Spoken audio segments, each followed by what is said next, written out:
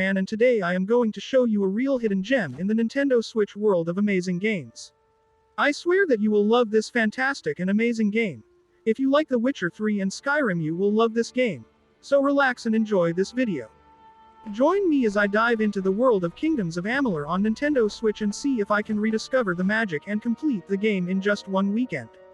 Kingdoms of Amalur.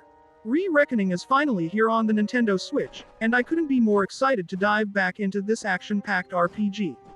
Initially released back in 2012, Kingdoms of Amalur was a game that showed a lot of promise, but unfortunately, it struggled to find its footing in the market. Despite its initial success, the game's developer, 38 Studios, faced financial difficulties, and the game's future looked bleak. However, thanks to THQ Nordic, the game has been given a second chance, and I'm thrilled to see how it fares on the Switch. One of the main reasons Kingdoms of Amalur struggled initially was due to its poor marketing and lack of polish at launch. The game's combat, although innovative, was marred by poor camera controls and a clunky interface.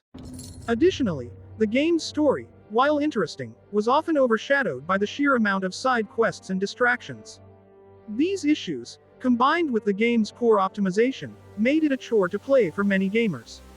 Despite these setbacks, Kingdoms of Amalur still had a dedicated fan base, and many gamers, including myself, saw the potential in this game.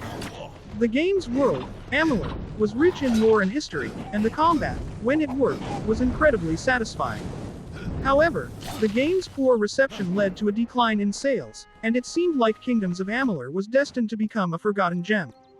Fast forward to today, and we have Kingdoms of Amalur: Re-Reckoning, a reworked and repolished version of the original game.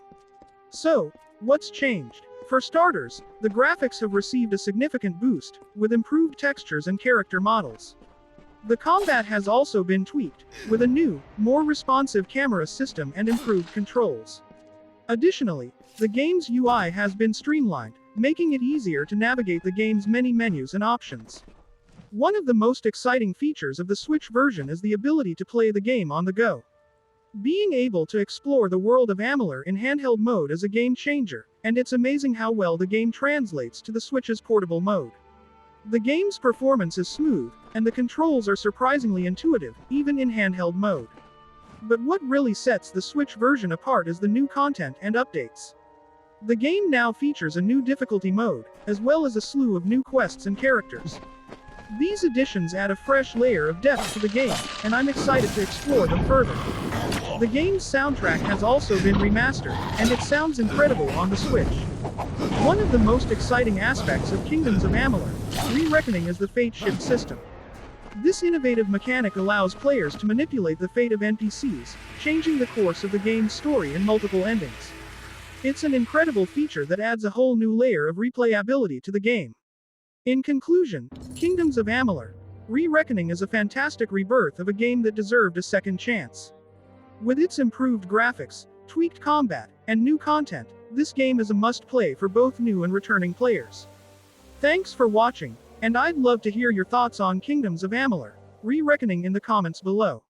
If you're looking for more gaming content. Thanks for watching. Please do me a favor and hit and like that thumb up bottom and subscribe if you like this sort of content. Do you think I will beat this game in 1 week? Leave a comment, what do you think? I am Mr. Gamer Man. Game on.